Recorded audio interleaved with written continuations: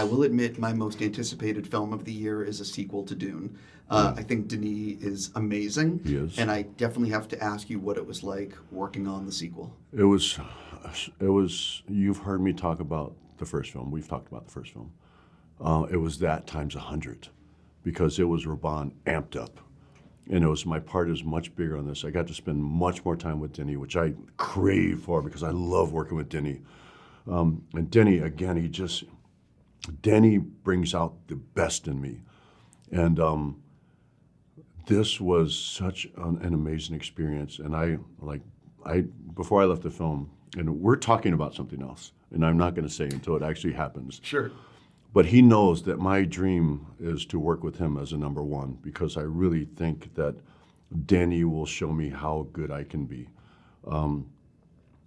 But this is so amped up from the first film. The first film was just an introduction to what this film is. There's just so much going on. It's so much more cutthroat and political and intense. And there are actually, there are moments of levity where there's some funny moments.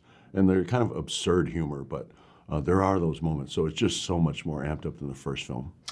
Greg Fraser shot it, the sequel, like he shot the first one. I spoke to him. He's very happy with how it turned out. Can you talk a little bit about, because I think his cinematography is one of the reasons those films are, why it's so good. Yeah.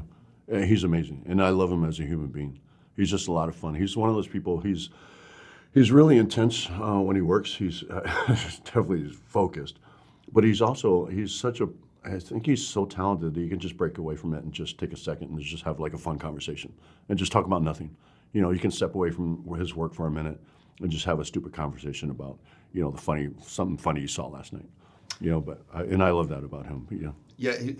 Also, he did the Batman. I mean, the list of what he's done is it's phenomenal. Right. And he talks about the way I see that and the way we put that on a pedestal, and he talks about it like, yeah. I mean, yeah, he's very. Another day at the office.